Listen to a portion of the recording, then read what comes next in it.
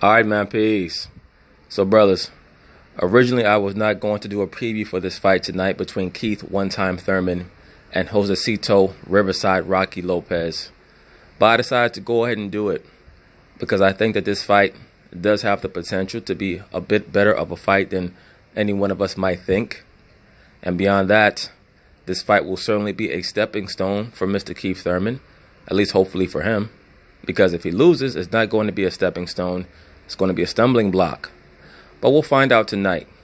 For those of you who don't know, Keith Thurman at one time was thought of as the best welterweight in the entire division after the retirement of Mr. Floyd Mayweather.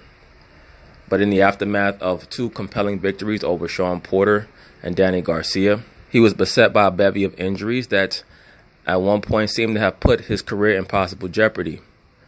Well, he's decided that he's going to persevere through the injuries and he's going to continue his career. He clearly loves the sport of boxing and he's very talented.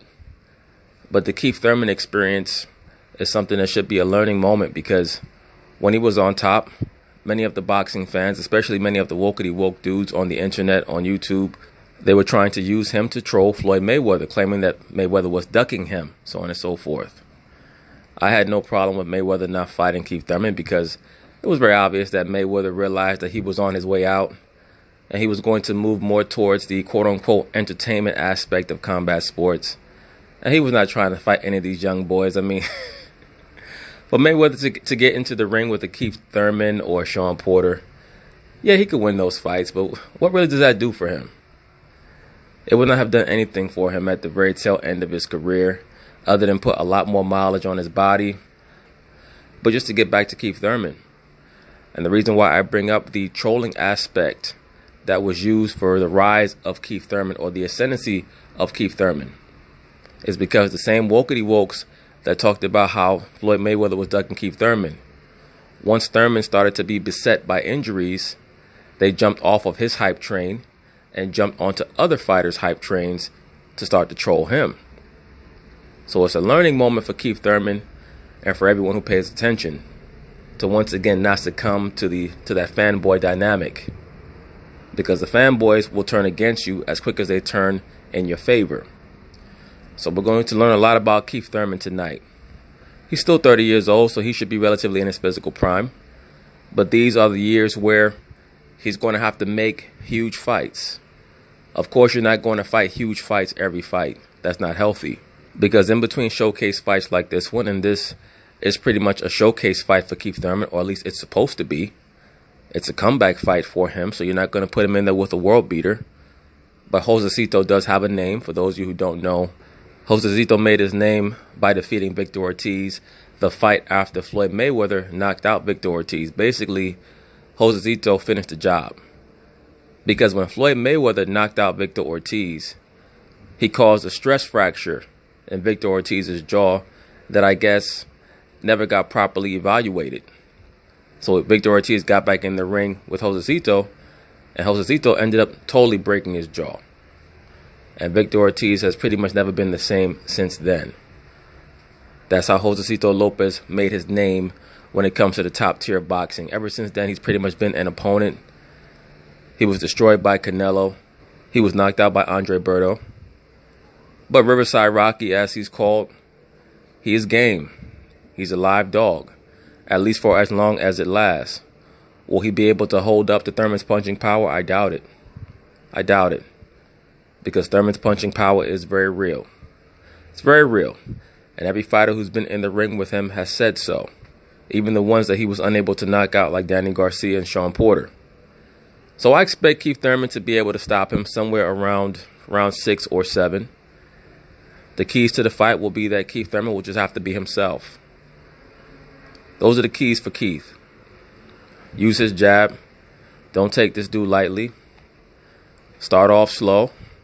He's coming off of an almost 2-year layoff, so you want to open up the first couple of rounds and just feel his way out. Maybe jab to Josesito's body. He does have a relatively soft midsection. And the key for Josesito is to come out fast against Keith. It's the opposite. To see if he has any ring rust. I'm sure that Keith has sparred a lot of rounds, but sparring is not going to prepare him for that real thing, at least for the first couple of rounds until he gets that feel back. Josesito does have a very good left hook to the body. For those of you who don't know, Keith Thurman is known for being susceptible to body shots. For those of you who don't know, one of the more infamous moments of Keith's career was when he was very badly hurt to the body by Luis Collazo. I believe it was in the 5th round of their fight a couple of years ago. And he struggled to live down that moment because he was very badly hurt to the body in that fight. Collazo hurt him first with a right hand to the body and then almost crippled him with a left hand to the body. That took him a very long time, even within that fight, to move forward beyond, because that was a very crippling body attack. So once again, Lopez does have a very good left hook to the body, so I see him trying to set that up at some point in the fight. Is it going to work? I doubt it, but you never know. He is a live dog, and that is the chance that he has. If Lopez is to win the fight, it's going to have to be by stoppage. He's not going to outbox Keith Thurman. Keith is a very good boxer with great power in both hands. One of Keith's weaknesses, number one, as I already stated, is the body, but also that sometimes his punches are very wide. So can Josesito sharpshoot and catch Keith in the jaw and hurt him, which is something that very few fighters have been able to do, hurt Keith to the jaw thus far? We'll find out. And should Keith win, as I expect him to, what's next for him after that? I would suspect that he'll try to make a fight with Mr. Manny Pacquiao. I think that'll be the next fight that he'll try to make. See if he can take Manny's belt.